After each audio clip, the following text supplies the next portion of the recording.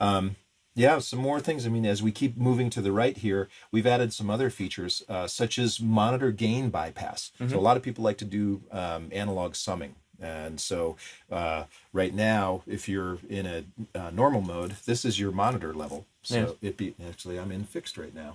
So if I switch that off, you'll see that this becomes my monitor mode, my monitor level. Looks sexy. Oh, yeah. And I can also add the twin. When you add a twin, it becomes a remote monitor control. So I'm just changing this as my monitor device. Yeah. Now, if you want to bypass that, I just go to monitor output gain and turn that to bypass, and that becomes a fixed control. So as you see, that's why it's flashing there. It says you can't change that. It's become a fixed line output. We can do the same thing with the preamps, and we can bypass the line gain. So as you switch to a line mode here, if I go to, say, this Apollo 8P, so now I have it in this box. If I switch it to fixed output, then I have 8 line level outputs that have no gain, and there's no gain circuit in there, so it's exactly the same. Yeah. It's a much cleaner path. And it's all relay controlled as well. You can do the same thing with line inputs. As I go to this panel right here, it's called line input gain, and for each of the channels that has a switchable line mic amplifier, you can bypass the actual line gain. So you can turn it on, and then that gives you fixed gain to the line input, or you can bypass it altogether. So the workflow there would be, if you're using an external mic preamp and you want to eliminate a gain module, you can go straight to the line amplifier. So very clean.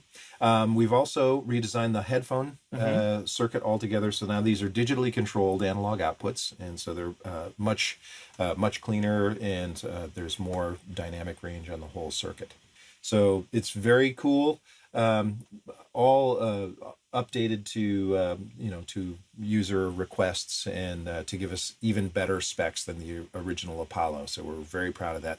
I think, specs aside, one of the coolest things is that we do really extensive and exhausting listening tests. And hands down, these new converters were chosen in double-blind tests as being superior to any of our competitors, or to our existing Apollos.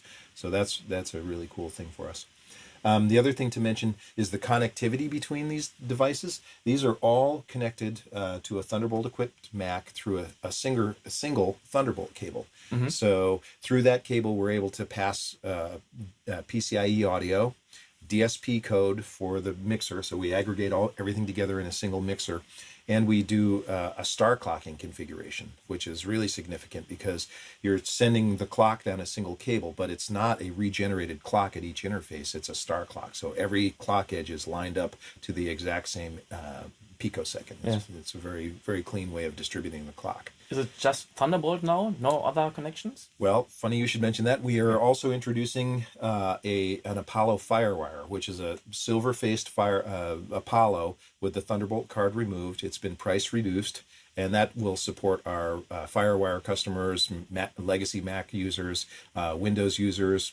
We'll speak Firewire to that. It's upgradable at any time to Firewire, so should you upgrade your machine to a Firewire, you can buy the option card and put that in.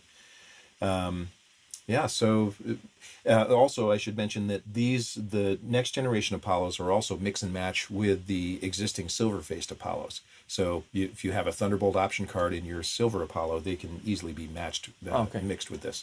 You can have up to 4 Apollos in a system as well now. So 4 Apollos or 6 UAD2 devices. So if you had 4, say this is 4 Apollos, I could also have an expansion chassis with 2 PCIe cards, for example, and have 6 UAD2 devices. So you can really build your system, your I/O and your DSP can grow as your studio's needs grow. So you've talked about the requests. What's been the most asked requests from users? Aside from a whole variety of requests for plugins, where's my API 2500? There's we have that all the time. People want more outputs, more inputs. They want more sends. So we've created basically a larger, more capable console. People want to be able to use more I/O, and there's things that we've been able to accommodate here as well. for example, this core audio panel right here. This allows you to look at all of the physical I/O in your system, and then customize it, name it, and then figure out the quantity that you want to send to core audio. The reason for that is applications like Pro Tools, for example, can only address 32 inputs and outputs through core audio. So you can actually tell it how many inputs and outputs you want to have. In this case, I said 32 because I'm running Pro Tools, but it's only Pro Tools mode because it's limited to 32 I/O. Yes. Within that, I can say, I've taken all of my Apollo 8P preamps, put them together, followed by my Apollo 8 preamps put all together, followed by my Apollo 16 line inputs all together, followed by the Apollo Twin inputs, and then I've gone and put 2 virtual inputs after that. So you can arrange them in whatever order you want, save them, rename them, and then publish them to Core Audio. So the benefit there is that if you can create tracking setups, you can have, all my mic preamps together. Then you can do asymmetrical outputs. If you had, you want to do a summing thing with all of your outputs put together, you could do that. You can set up your line in and lines outs in a symmetrical manner. So if you were doing hardware inserts, for example, you can set those up and do inserts to analog gear. Yeah. So this Core Audio, it's called Flex Driver. The Core Audio tab is a really important advance here, and it's probably the most advanced Core Audio feature of any manufacturer right now. Very cool. So that's one of the new software features. Yes, this came out. This is all included in Console 2.0, which we just introduced at NAMM 3 months ago. So that we're really happy with this, and all of the features that are in the new console.